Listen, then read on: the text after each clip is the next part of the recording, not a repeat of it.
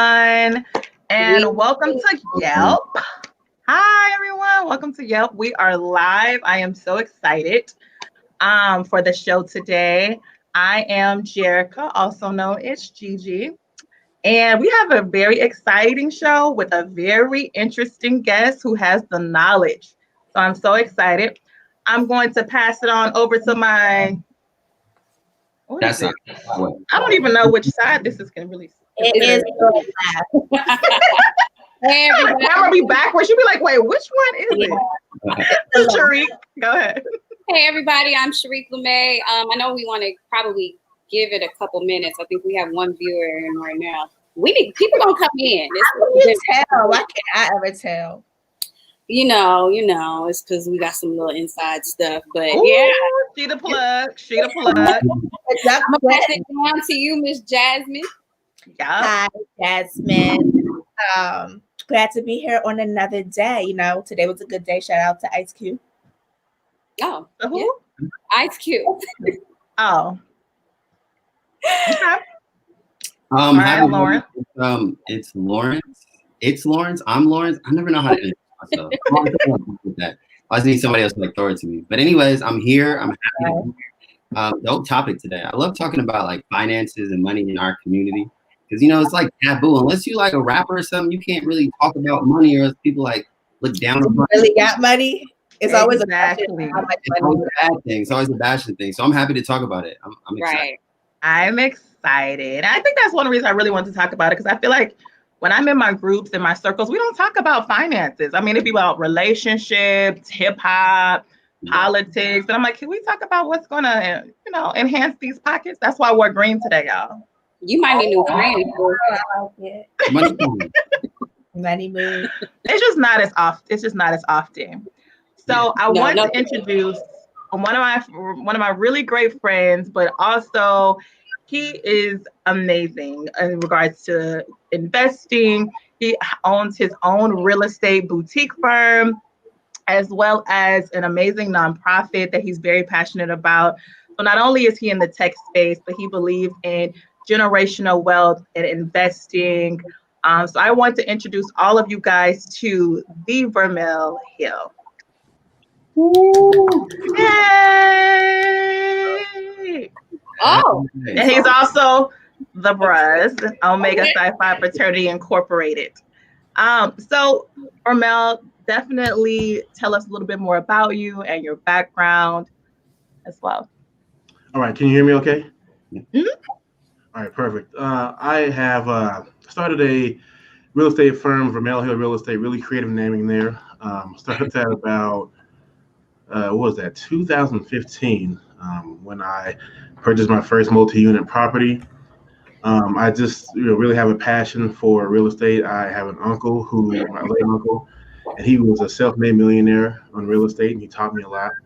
And so just want to follow in his footsteps. I'm also in the tech space, following my brother's footsteps in that regard. And I've been doing that for 10 years right now. I'm a defense contractor as an engineer, and I also do some consulting on the side. Have a lot of passion about my community. Grew up in Montbello, which is in Denver, Colorado, an all-Black community.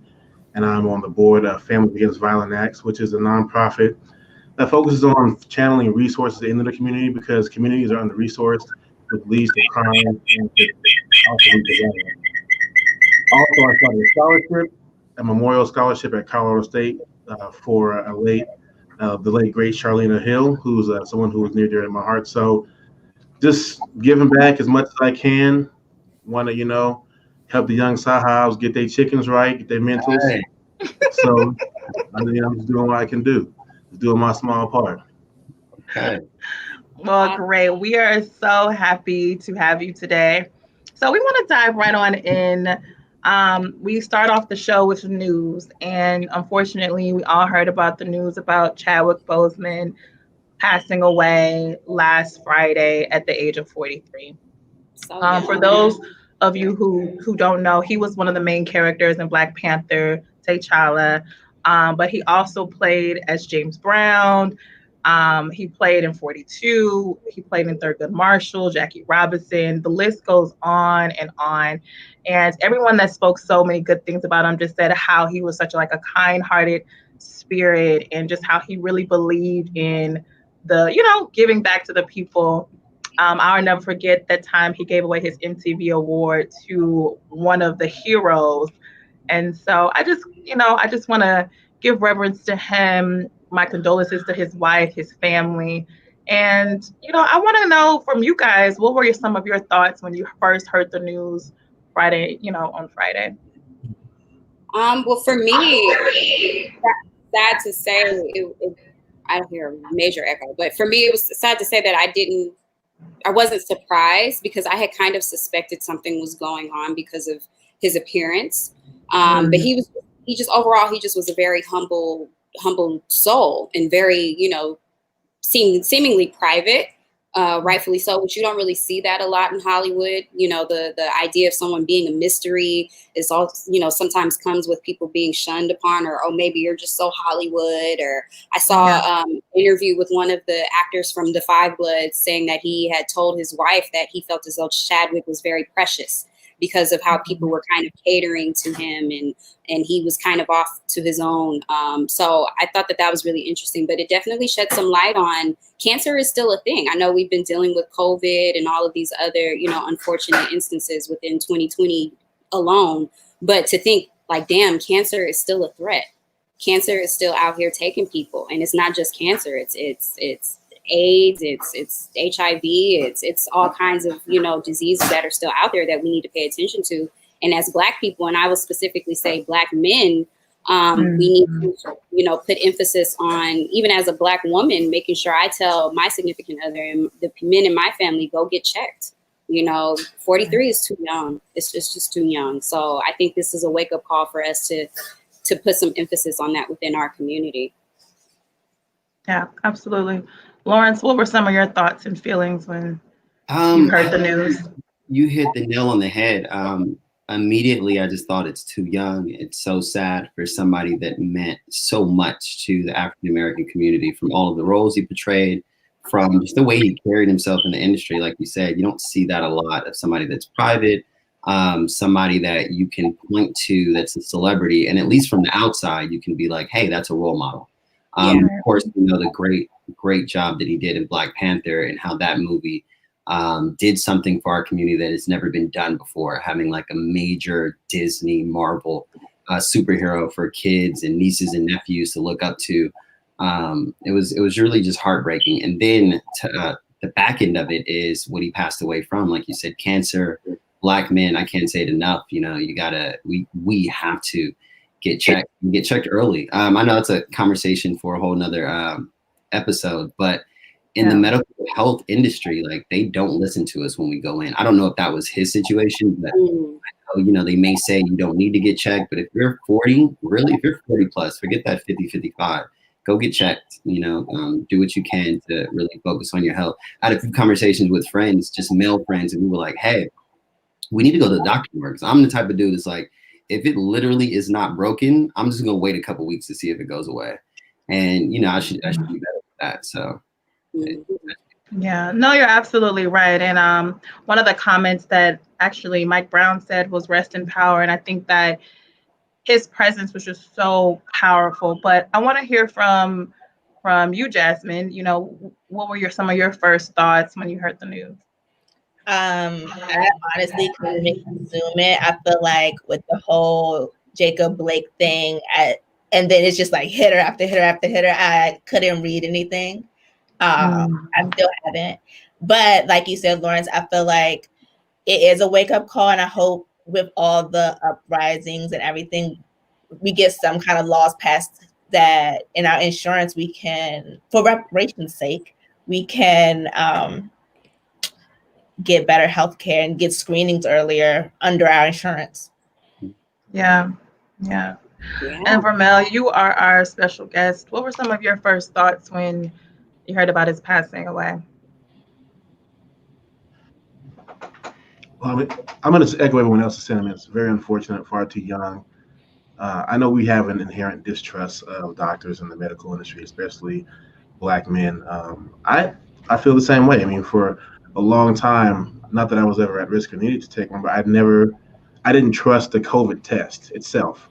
Yeah. I I heard a lot of people say that. I'm not really doing it. And Mhm. so, and I'm not saying that this is what Chadwick Boseman was going through, but generationally and as a culture, we do not trust doctors, and I think it's important that we seek out Black physicians. And his legacy it's a really strong legacy. I loved him as James Brown. That was actually my favorite character that he portrayed. That was a wonderful So movie. talented. Yeah. He did a great job, and it's unfortunate. So, you have to just send love and prayers and support to his family at this point. Yeah. Absolutely. Absolutely. It was just definitely jarring. I think it shocked everybody. I remember us in the group chat really talking about it amongst other things. And we always have hot topics, but I think this all touched us individually in different ways. And so it was just interesting to see like some of the group chats that I was in, and then also the ones that I'm in with you guys, how we were all just so like affected in different ways. And another one of the things that we talk about in the group chat, for those of you who don't know, we have a group chat. Okay. Don't ask to be invited. It's exclusive for just us. And one of those times, Put me on. I felt it. I felt that you was probably gonna try to ask to be in the group chat, and I was gonna have to be like, no. So I was like, let me just tell everybody, it's just for us. And one of those spicy topics was Donald Trump and the RNC. And so, Sharik, I know that was something that you were kind of like talking about. So I want to hear your thoughts about that. Yes, so we had our show on last Wednesday as the RNC was ending with Mr. 45's Vice President Pence up there lying his behind off, child. But there was just me personally, what I like to do is fact check. So there were a lot of facts and a lot of alternative facts, I will say. Oh, here we go. That were put out there. So for me, it was just really important. It's for me to stress, especially to us who may not say, oh, I don't want to watch the RNC speech because I don't want to give him ratings, because 45 is going to turn around and say, oh, so many people were watching. We had record-breaking number of people watching. So there is that part of me that doesn't want to watch. But I was, in the moment fact-checking the things that he was saying in terms of where we are as a country in terms of unemployment, for example. He's saying we have record low unemployment, but in actuality, if you look at the whole scope of things, the unemployment rate has definitely fluctuated, but a lot of that is because of COVID. So we had so much unemployment at a certain rate at the beginning of the COVID pandemic, and then it's, shot up drastically, and that's because of his mishandling of the COVID pandemic. So just certain things like that, really kind of ruffled my feathers, and I didn't really hear a lot of policies talking in terms of what he's going to actually do policy-wise. I know me and Jasmine talked about that a lot too. I can see Jasmine's face. She's like, "Oh, I can't wait." There was a lot of it's like they mold the facts in their own way to appease to their base, and it's they just lie. They lie. They lie. That's all lying. Politicians lie. But I definitely suggest that everybody goes, when you do watch these speeches, especially because the debates are coming up, I strongly suggest that you go online. The New York Times always has a fact checker, and they are live. They are going, and they will tell you the explanation, and they will give you what this person said, what is true, what is not true. I think out of all of the things that he said, only 2 things were actually somewhat true. Everything else was complete falsehoods. And that's just in terms of policy, in terms of him taking ownership for policies and things that were set in place by Obama. He's flat out was taking ownership for things that he didn't even set in place that Obama did. And he's getting some of the residue of the good things that Obama set in place. He lied about the healthcare system. He lied about just everything, child. I don't even have enough time to go into it. Definitely. It was one sentence. He said mold the facts. Look, I'm gonna go viral for saying alternative facts. Mike Brown said lies. So Jasmine, I saw when Sharik was telling how she felt, your face was just lit up like you was ready to tap in, girl. Because my whole thing is, I had an interview earlier today about the whole Justice app, and he's going on this whole law and order campaign, and that's his whole thing. But the crime that is happening is with the guns that are on the street when people got guns at the beginning of the pandemic because they knew it was going to be scarce. It's just a whole cycle of bullshit. Excuse my language. And the fact that he literally just cannot articulate anything that makes a remote amount of sense. And not his flunkies. I don't want to use that word, but his flunkies. Like the Susan Collins lady. Oh. She really pissed me off. She says she doesn't support the man, but no, she's not going to endorse him, but she supports him. And I was just like, what does that mean, lady? Yeah. It's so funny. One of the things that I thought was very interesting that he blatantly was a blatant falsehood, but he flip-flops a lot when it comes to the coronavirus. So as we know, he was saying that the reason we have so many coronavirus numbers is because we're doing so much testing.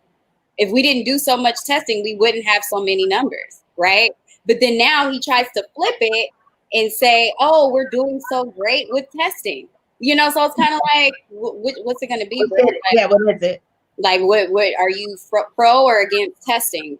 So that was one of the things that I think, and when I say mold the facts, I'm not saying some certain things that when I say mold the facts, it's not necessarily lies. It's have truths. Right. I mean, even the CDC updated their website, okay? And the death rates that was originally presented have definitely changed to represent lower death rates. So there is a lot of different things going on.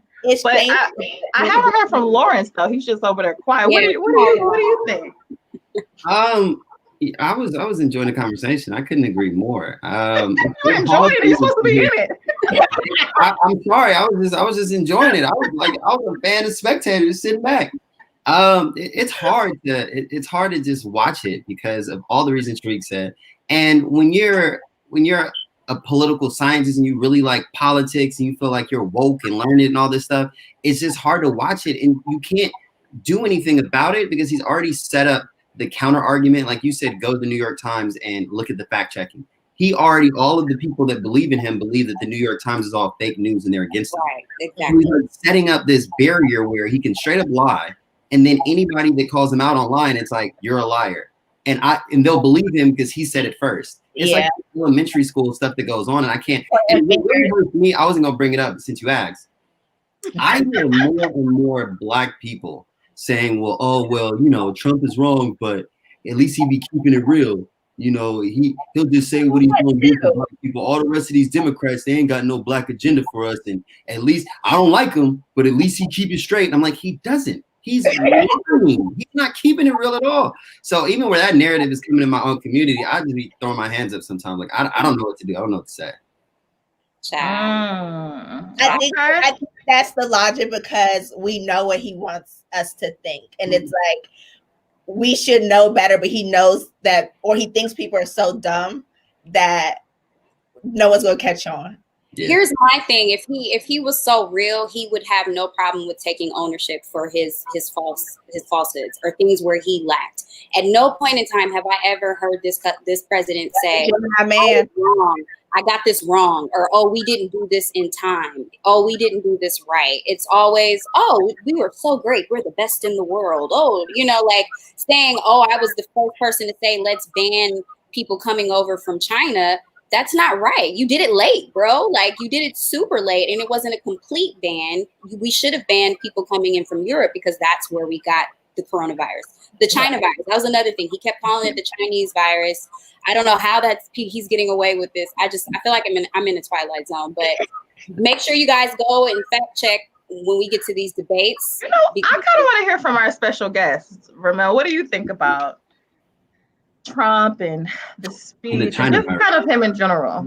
Yes, I feel like Trump's gonna have to go full B Rabbit in 8 Mile in his RNC speech. All these movie references. Wait a minute. I think he did. He came out. I am white. I am an effing bum, and so I think that's what he had his audience, and he had them hype. He's talking about F the free world, and what I'm saying is. He just had to come out and say some outrageous left field stuff because he couldn't play it straight. Yeah. And he didn't. And so he came out with the outrageous left field stuff. And I liken his first and hopefully only 4 years to like a college football coach who, when you have a successful coach who retires, but you inherit this coach's recruits. You have at least 4 years of recruits from this coach who was successful and who retired. And so you come in kicking butt, like, yeah, we're keeping it going. And then those guys graduate, and then your recruits come in. And then we see how good of a coach and a recruiter you really are. Exactly. And I don't want him to have a chance. That's an interesting example. Okay. Yeah, I don't want him to have a chance to prove it. But he's taken to your point, he's taken a lot of credit for things he didn't do. Right. And just to kind of finalize this topic, to piggyback off of what you're saying, specifically in regards to the civil unrest and all of the violence that's happening in these radical cities like Portland. There's a lot of discourse saying, oh, Joe Biden and Kamala Harris's America is going to look violent and it's going to look like this, and see how they're doing this over here. But it's like, wait, but you're the president. Joe Biden's not the president. Kamala Harris is not the president. So why aren't you putting an end to this? Why are you putting so much emphasis on all this violence and civil unrest that you're not fixing? You should be the one to fix it, not them. They're not president. Right. And then he calls it the Democratic cities. So like making it seem like it's all the Democrats' fault, and like the Democrats are these rowdy people who are unhinged. But it's actually his people going into Democratic City where there's more populations of liberal people, if that makes sense. Right. Yeah, and what it comes down to is these people are protesting him. It's like, we don't like the policies that you put in place. Right. And we don't like the rhetoric that you've been spewing the last 4 years, inciting people to be this violent. Like the comment that he made about there being good people on both sides in regards to the Klansmen and the different rallies. It's like stuff like that is the reason why there's so much civil unrest. If we didn't have a president like you, we wouldn't have half the violence that we have in the country. Exactly. Lawrence, I want to agree with that last part, but even during Obama's term, there was a lot of violence. There was a lot of violence. So here's the thing. Listen. Here's the thing. We don't know what is if we have Biden and Harris in, if it's going to be any different or not. We don't know. So I don't think it's fair. Hold on, Jasmine, girl. Can I get my piece out? Hold it. She's passionate, girl. Give me 2 seconds, okay? I don't know if we can say that, like, if he wasn't in office, this wouldn't be going on. I don't really know, So I remember I felt like I was targeted more when Obama was in office. You know what I mean? So I can't say that because Trump is in office that's the reason why we have all these racial injustices. I feel like racial injustice has been something that we've continued to have throughout generation to generation. What I want and my hope is that we can get leadership that can say, hey, I want to put an end to the divide. Because I'm personally tired of the divide. That is my hope. But I can't say that, if he gets out of office, racial injustice and the things that we are experiencing are just going to end. I don't know. I have a question. I know politics always gets heated. I have a question for you. Do you honestly think that the political world right now and the race relations are the exact same or equal to how they were under Obama's tenure? I think that when under Obama's term was the first time I got called the N-word. So I think that it's hard for me to answer that question because experiences are going to be relative to the individual. So they might be better for you, but for me and the work that I do, it was worse for me. It was. So I think everyone's experiences are going to be different, and think that that's why there is a divide. What I'm saying is I'm hoping that the leadership gets to a point where it lessens the racial injustice and the divide overall. That's my hope. And I know, Jasmine, you had a comment, which is perfect because you know, you're gonna introduce this next topic. So we're gonna talk about the rich. And I don't know. I don't even want to talk about it anymore. Anyways. Tyler Perry is now a billionaire. Let's all clap for him. Yes. Black excellence, Black excellence. Money green. Money green. But Elon Musk is also now richer than Mark Zuckerberg, which is a big deal because obviously both of their agendas are to be the richest, most powerful people on earth. And it's funny. What is the rapper's name, Lawrence? NLE Choppa? Yes, NLE Choppa is like that Elon Musk wants to be. He wants to be, or he's an alien. And, you know, I really don't disagree because because he wants us to go to Mars. He's so forward thinking. I'm not saying it in a bad way. Welcome to the aliens. Everyone's an alien. We just need to learn how to have conversation with it. But anyways, what the stock split meant was that one of your stocks were split into 5 points. For the average person, that is 100 shares of Tesla trading at $1,500 per share. After the split, you'll own 500 shares valued at $300. Okay. I followed that. Okay. So that's what American, if you don't have 5 shares of Tesla, it's really not going to mean a lot to you. I don't know. It's just like cutting a pizza. So you just had one pizza and now you split it into 5 pieces. You still have the same amount. But what it does is it allows people to, if you have instead of having a whole pizza, if you have 5 slices of pizza, it's easier for you to buy one small slice. Exactly. So it lowers the barrier of entry. But it doesn't. More people can get yeah, I guess. I mean, but if you did invest, if you did invest into Tesla, you definitely the stocks. I mean, it's popping right now. So if you did invest in Tesla, you're doing good. But actually, up to today, it went down 4%. I'm gonna check my app. But Vermel, I want to hear from you. What do you think? 14.7%. I mean, stock splits are just what Lauren said they are. The good thing about it is it does create a point of entry. And long term for the company, more entry means, of course, more stocks to purchase. And then as that price rise, the company becomes more profitable. So, I mean, I know it looks like they're doing us a solid, but there's a long-term strategy to stock splits that make the company more profitable. And it also allows them to finagle some of their numbers when it comes to dividends, sharing, and be the ruler of the world. Well, you know, that part, yeah, I don't really get into that too much. Over the world so that he can go to Mars. He's saying he's not a conspiracy theorist, Jasmine. Well, I mean, Jerica had hers. Listen, Richard Branson. Listen, I'm checking my app right now, so I'm like, it's looking real good right now. Yeah, Richard Branson wants to do a very. My stock is looking real good right now. But Omar has an interesting. I'm sorry. Go ahead. He was saying something. I was gonna say Omar has an interesting question. He says, "Watch for inflation. It usually hurts growth stocks like Tesla and Apple." Mm-hmm. Exactly. I definitely heard inflation is coming, and especially now that we're in a recession, it's really not going to do anything in the long term. Like, yeah, buy right now, but it's going to hurt in the long term. Yeah. For sure.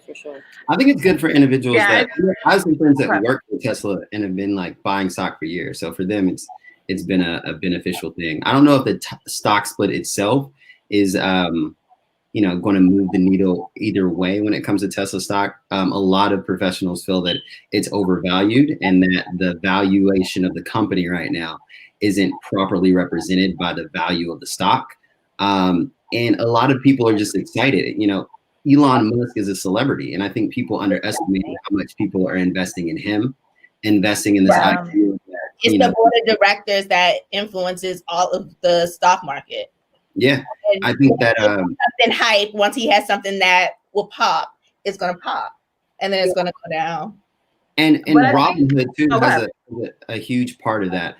Recently, within the last year or so, it's been a lot easier for individual citizens to invest. Investment companies like E-Trade, you may have heard of, they started going to a $0 commission fee. So yeah, they're trying to be competitive, more competitive. Yeah. Way more competitive. And you can even go on your Cash App right now and buy stocks. So because of that, that's what I looked at. People, yeah, So the whole bunch of people that access wouldn't have to bought that wouldn't have bought stocks before are buying them now. So they had to do the stock split.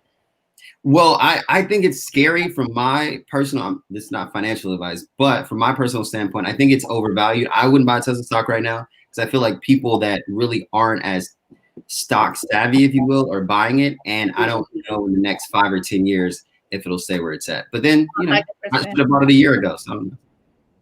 Yeah. I want to really quickly say I have a little bit of a reticence as well with stocks that don't have any substance behind them, like social media stocks and things of that nature. So to Lawrence's point, Tesla, Twitter, all those, I think they're overvalued as well. At some point in time, we're going to have to meet the road. We don't know when that's going to happen. But if we're buying it, we're going to try to retire, or we might be in some trouble. Yeah, definitely. I'm glad that you said retire, because some would say that being and investing in the stock market can definitely set you up for retirement in the event that you do it the right way. And that's kind of why I love this topic about generational wealth, right? Because some say, like, hey, invest in the stock market, and this could potentially set your family up for generational wealth, really increase your savings. So I kind of want to hear from you guys. What do you guys think about generational wealth when it comes to investing in the stock market? Do you think that that's a good way to have savings to set aside? I heard a lot of people say they don't want to invest because it's too risky. So I really want to know from you guys, what are your thought process on that? I'll start. I do want to bring up a comment we got from Aesop's Voice, who says, what do you think about digital currency versus the traditional stock market, given what is going on with the current economy? I think that's very interesting because we heard so much about Bitcoin, and maybe Lawrence, Mr. Dark Web, you can probably educate us a bit more on that. But me personally, I don't play when it comes to my money. So, you know, if it's not a guarantee, I tend to shun away from that and just focus on the things that I can control and things that I know are guaranteed for me to invest in. I know we'll probably get into it later on, but as of late, during the pandemic, there's been a lot of these susu groups that have been popping up, and we can you know, there's been Forex and a lot of, you know, MLMs that have been popping up, because I know a lot of people are kind of saying like, oh, snap, if the economy busts, what am I going to do in terms of my own personal wealth generation? A lot of entrepreneurs have been rising up as of recently. And then, of course, we grazed over the PPP loan and, you know, all of these different resources that have been coming about. So I'm interested, Vermel, what are your thoughts in terms of wealth generation? Specifically me, I'm talking about us Black people. What are some tools or some tricks that we can take part of in order to monetize better within our communities? Well, one thing I will say is I don't have any experience with being rich quick or successful, if you will, quickly. I have a lot of role models, and you know, they are on that get rich slow model. And I think you have to look at what has substance and what doesn't have substance. And even with digital currency, what is it backed by? With the government money now, I think we're playing a lot of monopoly. We're playing with a lot of monopoly type of money. And I would recommend that everybody who wants to, you know, if you're in your 20s, 30s, 40s, you want to find things that are real. And I'm not saying to be a doomsday prepper by any means, but things that like land and real estate that can actually grow and generate wealth monetarily. But in the event that, you know, Elon Musk takes everyone but you to Mars, right? You want to be able to, what's going to be valuable in the worst case scenario?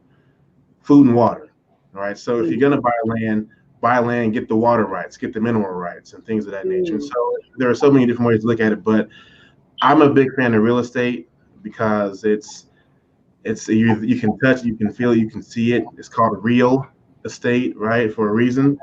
And over a period, real estate has not failed. So it could fail over a 1 or 2 year period, but over a 10-year period, real estate historically in the United States has always gone up in value. And the same is actually said for the stock market. But again, with real estate, you have an asset that you can attach to your portfolio.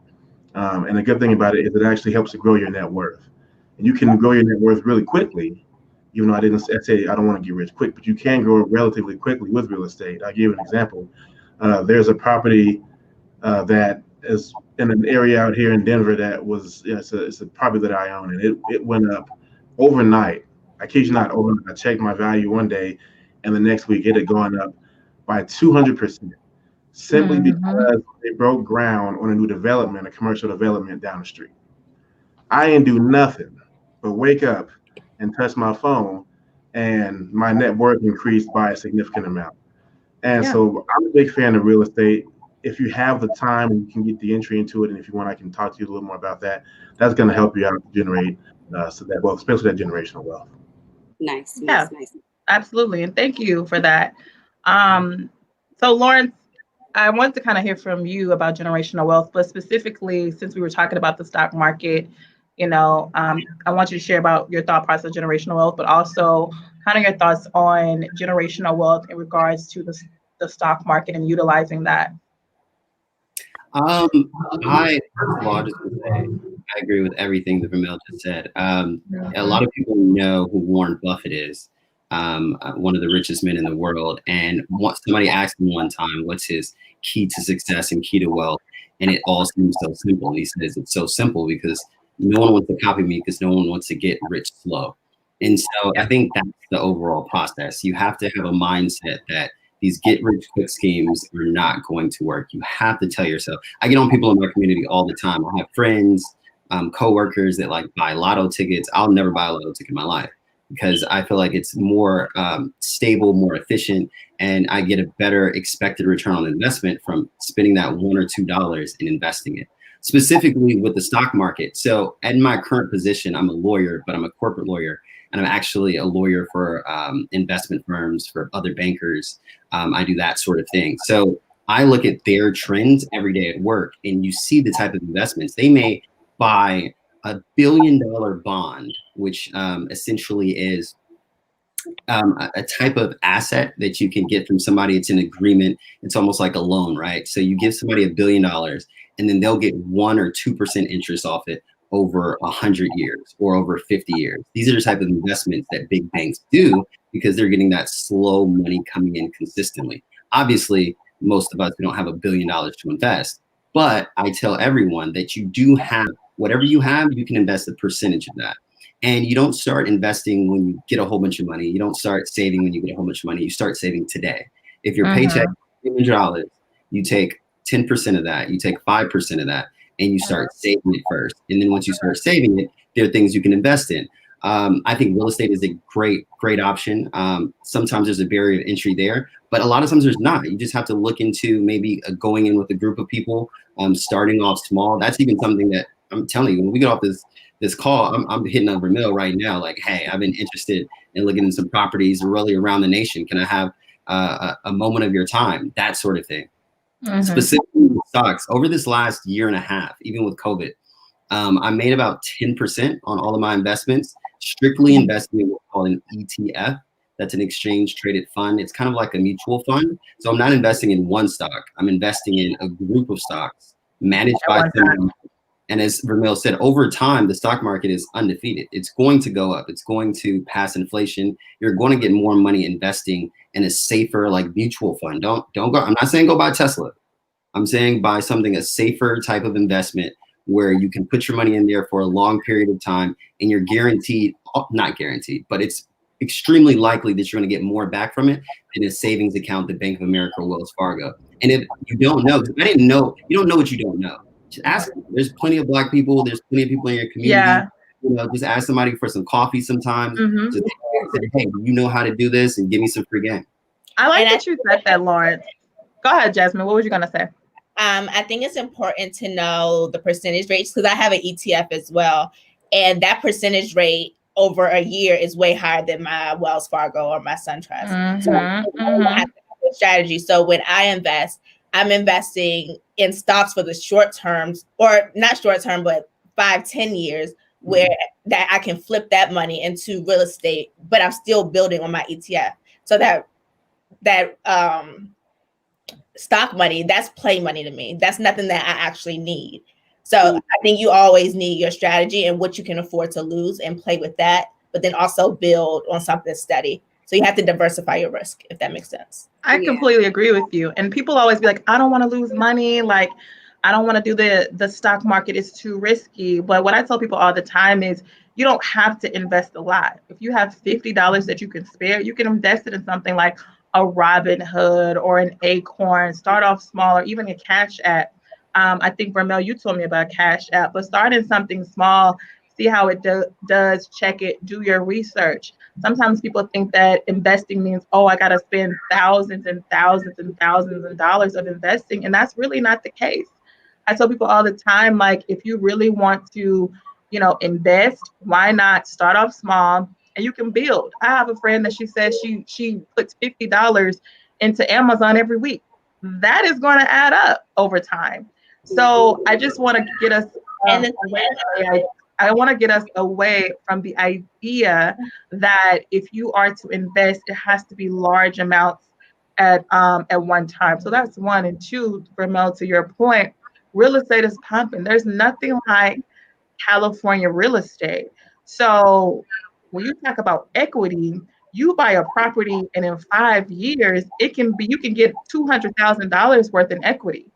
And so I have friends that are paying $3,000, $4,000 and they're renting. And I say, you know what?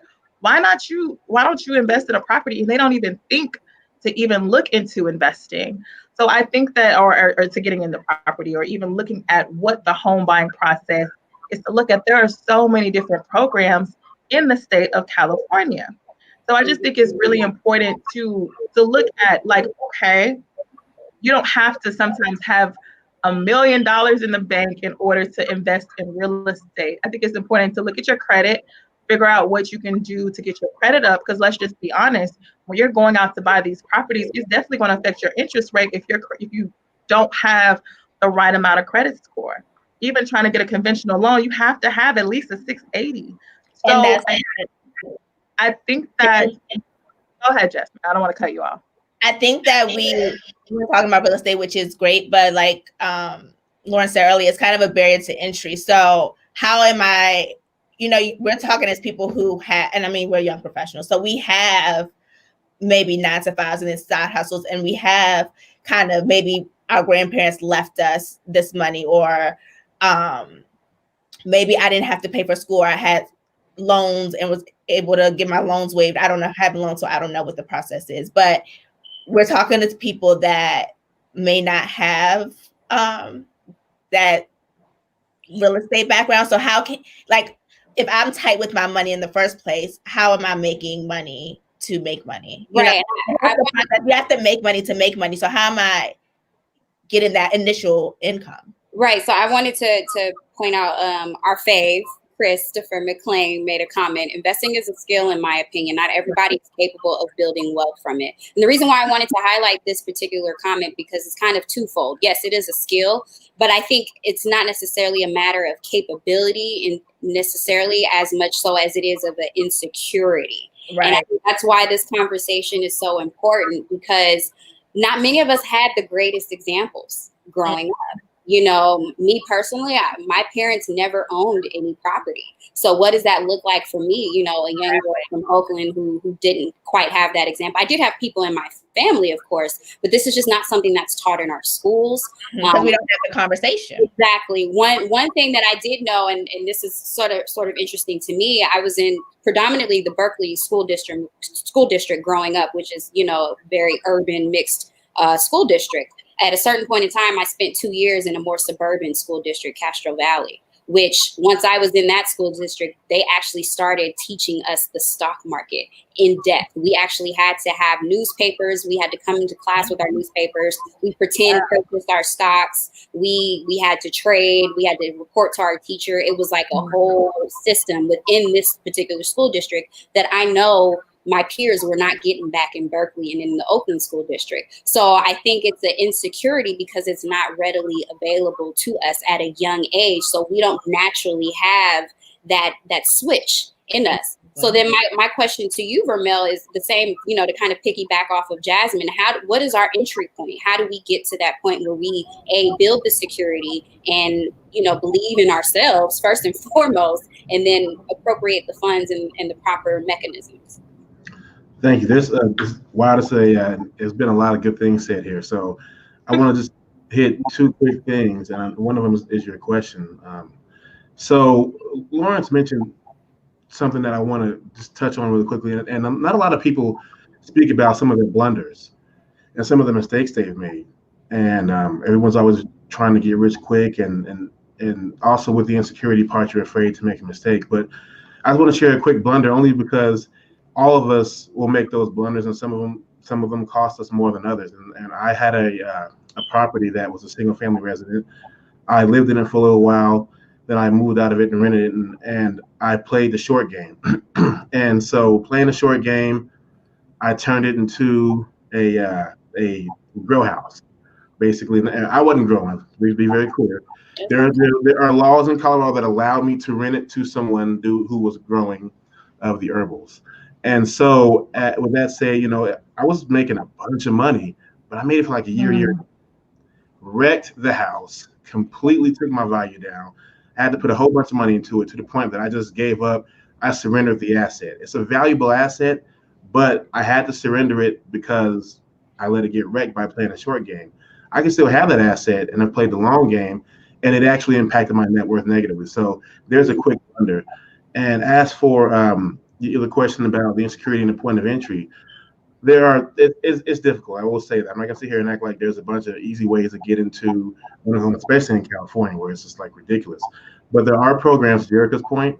And one thing I will say, when it comes to a point of entry as an investor, I don't know how this works in California. I'm sure it's the same way, but one trick that I will give you is you can purchase a multi-unit property, be it a duplex or maybe even a triplex, and you can finance it with single family resident financing. Yeah. And so you could basically say, I'm going to buy this duplex or this triplex. I'm going to live in one unit. I'm going to rent the other two. And you can essentially be getting your entire mortgage paid, if not more, by the other two tenants. I think that's a good point of entry for someone who can get the financing or get the down payment together, be it through assistance or do some kind of a windfall, or whatever it might be. I can't speak to that because I don't think we have the time, but that's a really good point of entry to get into real estate from an investment standpoint. I would say focus on multi-units, live in one unit, rent the others. That'll get your mortgage down, and it's a really good point of entry. You can use normal financing to get those. Absolutely. Yeah. So we're going to segue slightly, just as we're running out of time, but we've been hearing a lot, especially within politics, the term reparations keeps coming up. We've glossed over this topic a few times. As I mentioned, I didn't grow up very privileged. We had some family owners and some ownership within my family. I'm very big on talking about let's not sell grandma's house. But at the same token, where's our 40 acres and a mule? So, I've been doing a lot of research about reparations as of late. I know me and Jasmine have had great discourse about it as well. So I do want to kind of throw it over to the panel and maybe even you, Vermel. And I know Bobby has some interesting discourse about reparations. What do you guys think reparations look like? Is it a money value? Is it systemic? What do you guys think? I think it looks like, I'd like to see money. I don't know who watched the Chappelle Show, but that Chappelle Show skit, I feel like it's kind of accurate. But I'm here for it. I got to be honest with you. When we as Black people do what is considered Black stuff, I'm kind of cool with that. If we get ours and we decide to make poor decisions, I'm not okay with it. But give people a chance to do that. I think, as a community, if we get reparations, the leaders in our community will galvanize and will say, hey, listen, all right, y'all, we got the money. Everybody just wait. Here's what we're going to do with it. I trust us to do right by ourselves with our money. And so I say cut the check. That's how I feel about reparations. Bobby? Listen. I'm not controversial. I want free money, of course. Like if you go cut a check, cut a check. But I look at reparations the same way I look at a lotto ticket. I just feel like it's so unrealistic. And maybe I'm apathetic or pessimistic or call me a realist, whatever you want to call me. I just think it's going to be really, really hard for us to get a check in the mail just for Black people. Now, white people, when they're poor and COVID comes around, all of a sudden they get a $1,200 check like that. They never had to go through slavery. It was real quick. They pass it. They trying to get another $1,200 check for them. But when it comes to us, we just haven't seen it. And so I'm more focused in pooling our wealth and focused on putting our wealth somewhere where it can gain interest today and not wait on it. But please believe, if they talk about reparations, I'm gonna be the first one in line, the first one down at the hall, wherever I can. Move behind me. All right. But so what are the other, we talked about it briefly, what are the other communities that get that have gotten down? Because we don't get reparations, and what does that look like? If they get it down, let me break it down for you really quickly. So we had the Indian Claims Commission, which was 1.3 billion, which allotted roughly about $1,000 per person who identified as a Native American. As we know, in 1990, the Japanese internment camps, people that were a part of that 4-year bat from World War II, they were given $20,000 each. Okay, that's 1.6 billion that was dispersed to 80,000 people.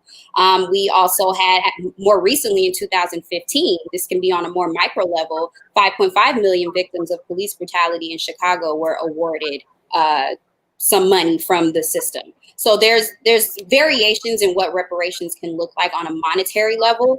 There is a gentleman I forget what country he is from, but he actually broke down the numbers. So he actually created an algorithm where if he took 11 cents per hour per slave from 1619, which was when slaves were introduced into this particular country, to 1865, and he allotted a 3% growth for inflation, he predicted we would be roughly owed around $19 trillion.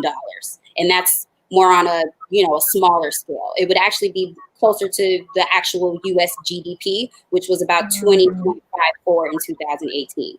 So I believe the reason why we're not having effective reparations conversation is because we would literally break the bank if they were to give us what we are really. We'll break it then. I mean, but if you think about it, our ancestors built this country literally. Yeah. And my thing is, you got to start somewhere. Mm-hmm.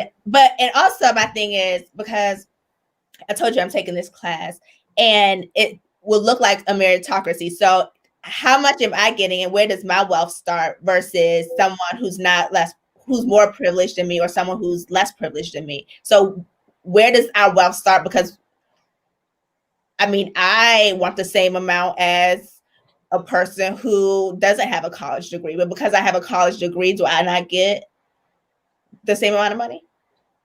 I think that's going to be the sticky part. And then if we look at the group ADOS, the African descendants of slaves, they have a whole gamut of, what they're requesting. There's been some controversies in regards to them saying that only descendants of slaves should be giving this reparation. So I'm curious what you guys think about that. Because I'm, my significant other is of he's Nigerian American. And so I asked him, how would you feel if, Nigerian American population or people from Ghana or people from the African continent who migrated here after the slaves were freed don't get money, but descendants do? Like, how would that make you feel? So there's a lot of different controversies. What do you guys think about that?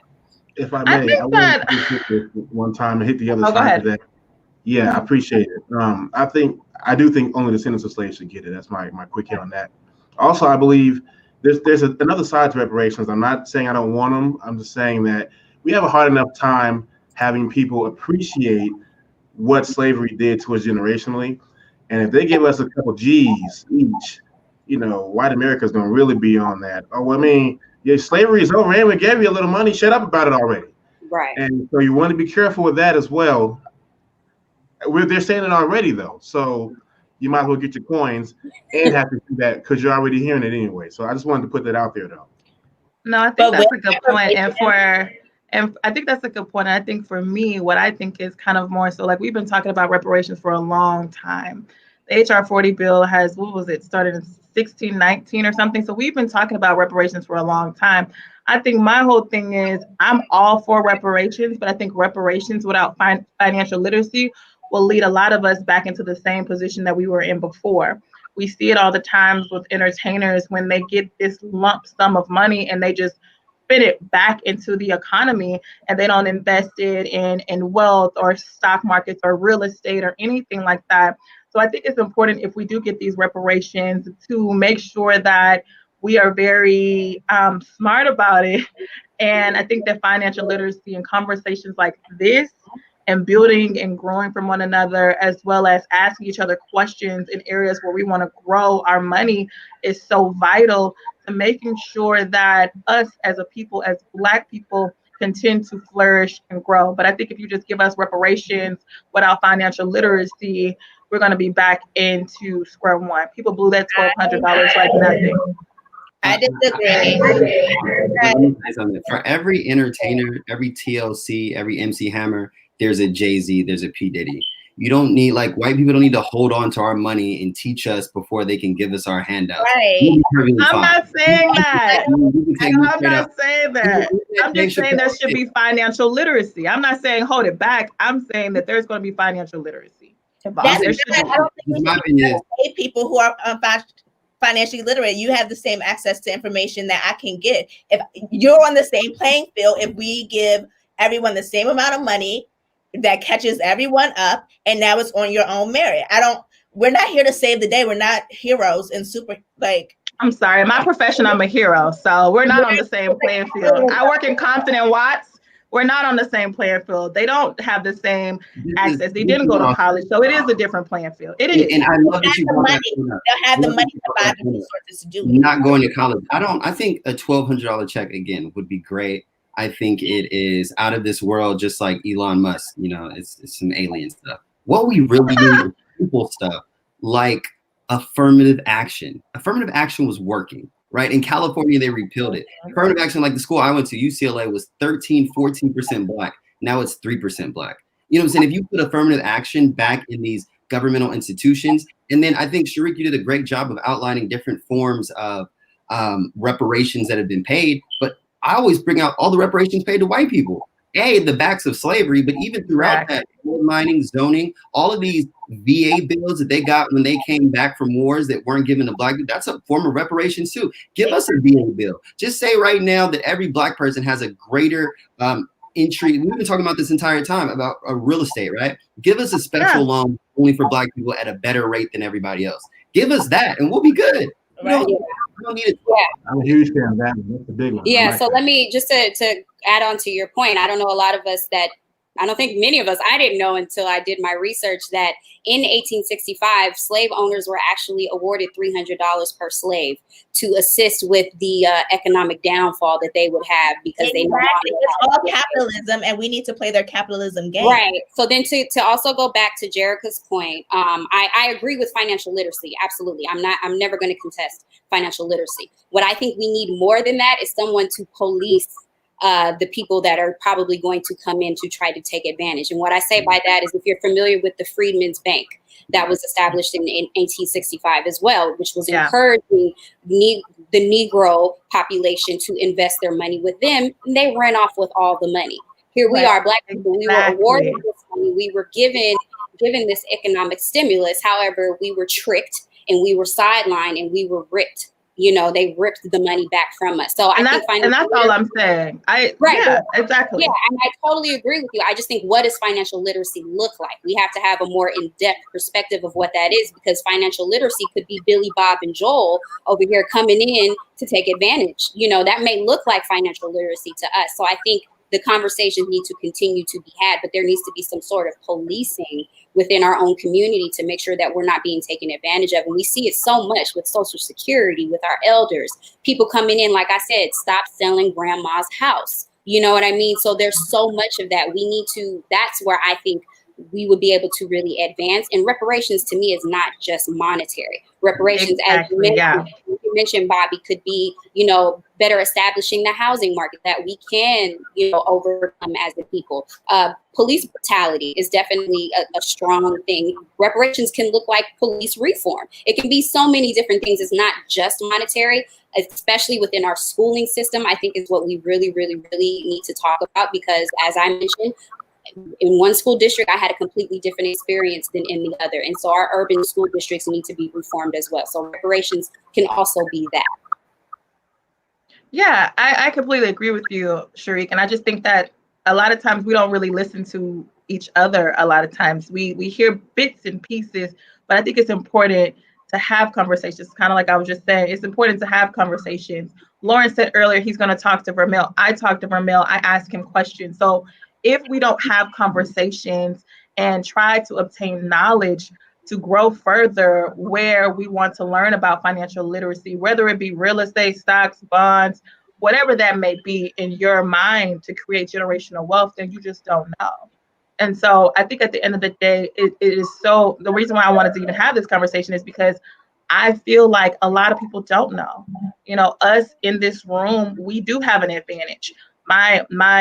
The clients that I work with in Compton and Watts, they don't. So it is important to educate them on certain things. And if we don't have the conversation, then the knowledge will never be had.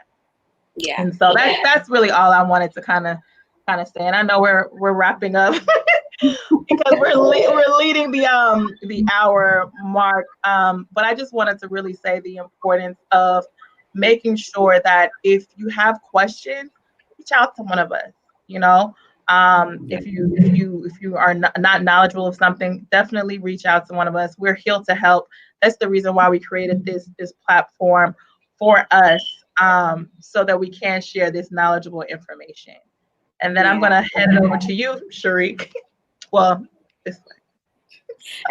Jasmine had to go. She had an important thing she had to get to right on the top of the hour. So thank you, Jasmine. We love you. Thank you, Vermel, for coming on. Thank you, Miss Gigi and Bob. So thank you guys. This was a great conversation. I just encourage everyone to do their research. Historically, we need to look at what reparations means to us as a people and have these conversations, have this discourse. And like I said, look at the numbers. We know that this country may owe us, but I know sometimes people think, to say that we're owed something or we were disadvantaged is to say that we are lesser than, which that is not the case. I think we need to acknowledge the fact that as a people, we have been systematically oppressed and we are owed a helping hand. It's okay to say that. And that even goes into your mental, and I know, Gigi, you can talk about that too. Mentally, we have been oppressed. So there are reparations. If you get hit by a car and you hurt, you don't just get, your money for the injured leg, you get pain and suffrage pay as well. Emotional distress. Emotional distress. We are an emotionally distraught people, and we can't just punt it off as us being lazy, us not knowing how to pull ourselves up by our bootstraps. I have to have bootstraps to begin with. I have to have boots. That's what this really boils down to. So I just encourage everybody to look into the HR 40 bill that's constantly rotating throughout Congress, has been doing it for some decades now. And let's mobilize and let's better educate ourselves internally. There's community banking. We didn't really get into the SUSU groups. I would love to hear last words from like Lawrence and Ramel too before we head out. No, I'm not done. I'm just saying my last words, and then I'm pass it over. We didn't get into it, but we'll have another conversation. And thank you guys for tuning in. And Lawrence. I think this was another great conversation. Thank you, everybody, for tuning in. I think my last word will piggyback off of something that Vermel said. He was so gracious enough to share a story of like a loss of something he did wrong. And I think that's something in our communities we don't do enough of. When we look on our social medias, it's always the highlight reels of our lives. I made so many mistakes. And as a person, as all of us here on this panel, like I cherish the opportunity to share my mistakes with others so they don't have to go down that route. And I've learned throughout my life that so many people are willing to help. So many people that look like you, that networking truly is just friendship. I just hit up friends all the time. I'm on this show because of a friend. Friends have helped me out. I wouldn't be here if it wasn't from just talking to people picking up the phone. Hey, can we go to lunch? And I don't know anything about this. Can I pick your mind? And I get so excited when people hit me up. So I'm always here for that. If anybody wants to hit me up about anything, I'm happy to talk. And Vermel, I would definitely be hitting you up.